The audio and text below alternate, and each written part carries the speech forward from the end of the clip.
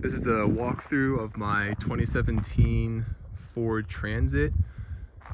This is the short model with the low roof, and it is the Transit 250.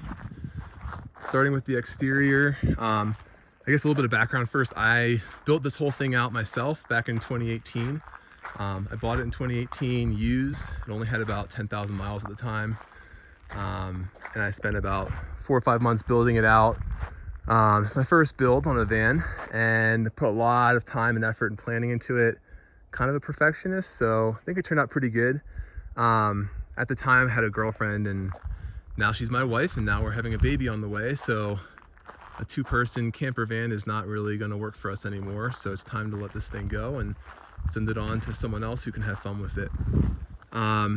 So starting with the exterior, couple things. So first of all, this is a tow hook I had installed. So if you do ever get stuck somewhere, you can get towed out from the front. I also had on the back a 2-inch hitch receiver installed, and I've got a D-ring coupling for it. So you could get towed from the back as well, or you could tow something yourself. A couple other things on the outside. You'll notice the back here, these are cargo doors. Both doors open, and they do hold open like so. We'll get to the interior in a bit. Also, this van comes with everything that you're seeing here. So it is completely ready to roll, ready to camp. It's got everything you need. And speaking of which, up here, you can see I've got a Rhino Rack bat wing. If you're not sure what that is, you can look it up, but basically it's an awning. It's a really, really great awning, and it folds out in kind of a circle. So it folds all the way around to the back here, and basically from the back to the right side is all covered. I've also got 3 of the side awnings that go with it, so you can really fully enclose yourself inside of that Rhino Rack. Also in the exterior, let me point out on the roof. Oh, you'll notice door here, this is the sliding door. I built this and designed this van to fit inside my garage at my old house, and with everything that's on it, it perfectly fit inside. And with the sliding door, you can open it inside a garage without these big swinging doors coming out. On the roof, you can see the vent here. This thing pops up.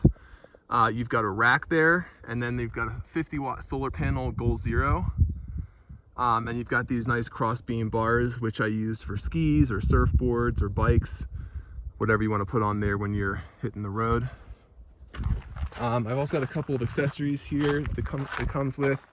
On the right, we've got a tire ladder, so that hooks on your tire. You can stand on it, get easier access to the roof. On the left, you've got a waterproof bag for the rack up top. So you can put that on top of the rack, put your suitcases inside of it, cinch it down, or whatever else, suitcases, bags, whatever, cinch it down, lash it to the top rack there, and it'll stay waterproof and be protected as you're driving. So we'll walk around. As far as any kind of like collisions or damage or anything like that, never had any collisions. No real blemishes. The only thing is there was a little thing in my garage that was scratching the door a little bit, so I've fixed it with some paint. It's more noticeable in the sunlight, but that's really the only thing cosmetically that's been wrong with it at all. Yeah, like I said, no collisions or anything like that. I do have all-terrain tires on it, which have been great. They're pretty beefy. You can get up and down I-70 when it's snowy, or whatever other roads you need to get up and down. They work great. It is 2-wheel drive, but it's been pretty good for me. Gotten in some really cool places, even with the 2-wheel drive. All right, we'll look at the interior next.